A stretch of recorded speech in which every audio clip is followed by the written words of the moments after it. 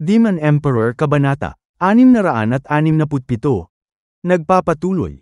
Tumina mo ka! Manahimik kang kupal ko! Tama na yan. Tumigil na kayo sa pagtatalo. Ipaparating ko to sa dakilang dalawang dragon. Kung anong magiging pasya nila.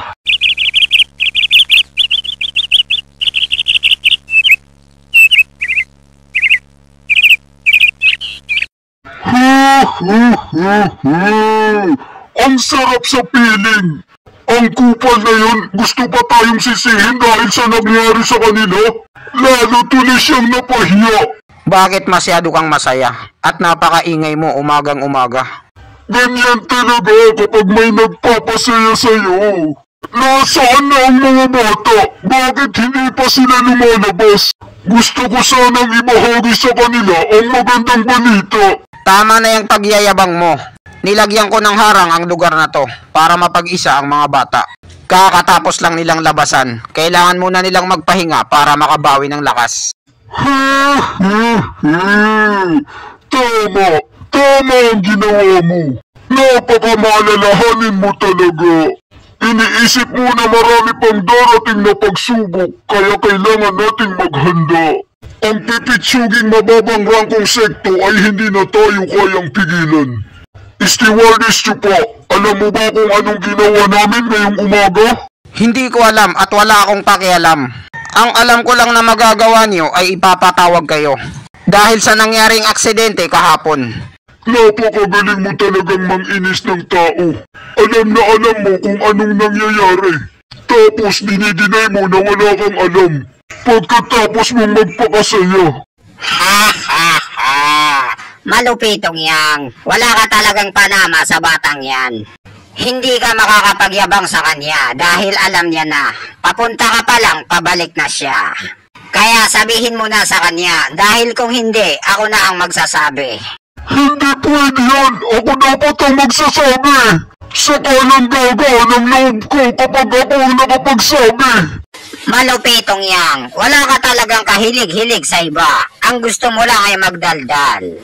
Ngayong umaga lang, bigla kaming nagising dahil may sumisigaw na boses. Nung tignan namin ay may katandaan na ito at sira-sira ang damit.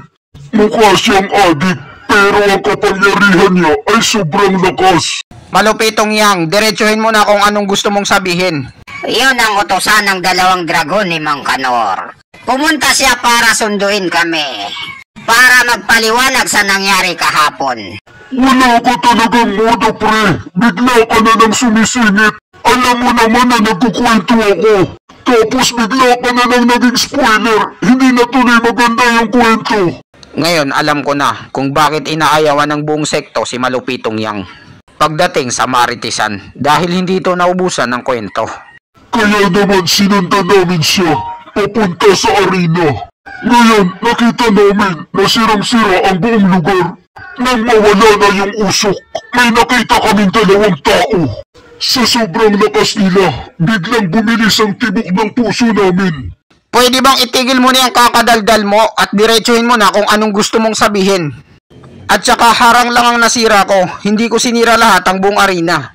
Ipinapaliwanag ko to ng maayos. Dapat sumakay ka na lang sa kwento. Ipinatawag kami ng dalawang dakilang dragon. Kasama ang isang tagahatol at ang matandang kaluluwa na natira sa Beast Timing Sekto. Itinanong nila sa amin kung ano ba talaga ang nangyari. Ang dalawang dakilang dragon? Sino ba yon? Sikat ba sila? Siyempre naman, dahil sa ginawang eksena ng tatlong mababang rangkong sekto, napansin nila ito. Nabigla rin ang dalawang kupal na yun sa mga narinig nila. At sa bandang huli, nakapagdesisyon na sila na ang titingin sa mga susunod pang laban. Kaya hindi mo na mabubutas ang muli ang harang. At ang dalawang dakilang dragon ay pupunta sila mismo para makita ka. Isang malaking karamalan yan para sa'yo. Kung ganon, yun palang naging solusyon nila sa nangyaring aksidente. Ano pala sa palagay mo? Kupal ka ba, boss? Sinabi ko sa kanila na ang kaharap mo ay ang matabang uso. At inatabi mo ito ng napakalakas. Nagkataon naman ang mga membro ng Beast Timing Sekto ay nasa likod niya, kaya nasama sila. Kaya hindi natin kasalanan yun. Saka naman nagsalita ang matandang referee. na pinatutuhanan niya ang sinabi ko. Ang dalawang dakilang dragon ay mga modelo sila ng patas na pagtingin. Hindi mo pwedeng akusahan ng isang tao na wala kang sapat na ebidensya. Kung ganon, paano ito tinanggap ng matandang lolo? Ano sa palagay mo? Kahit ano pa ang sabihin niya, hindi sila papanig sa kanya. Hindi siya pinapanigan ng dalawang dakilang dragon. Tinayuhan na lang siya na maghanap ng bagong katawan bago pa siya mawala. Sa palagay ko, galit na siya ngayon. Chupa! Masamang mali ka! May kumuha kay Sungir! Anong pinagsasabi mo dyan? Sino namang tanga na gagawin yun? Dito sa dalawang dragon ni Mang Kanur, balag niya na bang mamatay? Sabihin mo sa akin kung anong nangyari. Ikwento mo. Lumabas lang naman kami para gumala. Tapos may puting ban na biglang huminto. Ginawa ni Sungir ang lahat ng makakaya niya para pigilan sila. Para makatakas ako. Sigurado ako na nakuha na nila si Sungir. Napaka-ignorante talaga ng mga taong ito. Ang kapal ng apog nila na gumawa ng eksena sa dalawang dragon ni Mang Kanur. Kahit na ang mga mayayaman at may impluensyang tao ay hindi kayang gawin yun. At saka bakit dito ka pa pumunta sa amin? Dapat nagsumbong ka sa otoridad ang dalawang dragon ni Mang Kanur. Sila ang gagawa nito, hindi kami. Tama ang sinabi ni Taba. Sa tingin ko, parang may mali dito. Chupa! Pakiusap! Ako ang pakinggan mo! Lumabas lang kami para gumala. Tapos biglang huminto sa amin yung puting ban. Pinigilan sila ni Sungir para makatakas ako at makahingi ng tulong. Ang batang ito, sigurado akong natruma siya sa sobrang takot. Nawawala na siya sa katinoan. Mas malala pa siya magkwento kaysa sa akin. Naintindihan ko na ang sinasabi mo. Huwag kang mag-alala, ililigtas natin si Sungir. Kumapit kang mabuti sa akin, baka mahulog ka. Hoy! Bakit pupunta ka pa rin? Alam mong bitag yan! Ayos lang yon, Taba, dahil ang batang yon ay mas matalino kesa sa'yo. Kung nakikita mong parang may mali dito, siya pa kaya? Pero alam niya na may mangyayaring hindi maganda. Pero pumunta pa rin siya. Ang batang yun, pag babae talaga, hindi niya inaayawan. Palibhasa, babaero siya.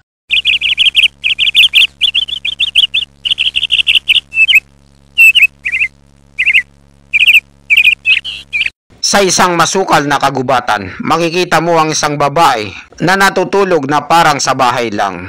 Nilapitan ito ng isang paru-paro sa bukid. Ang paru-parong ito ay nagbubuga ng pabango na gayuma. Bigla na lang nagising ang Eabab dahil sa pabango. Napatras tuloy ng biglaan ang paru-paro sa bukid. Sabay bumalik ulit sa mahimbing na tulog ang Eabab. Tang inang yan, anong klaseng babae ito? Bakit hindi ko siya mapasok-pasukan at makontrol ang kanyang katawan? Anong kababalaghan ang nangyayari dito? At dito nagtatapos ang chapter 667. Maraming salamat po sa panunood nyo. Mag-subscribe para laging updated sa buhay ni Chupa.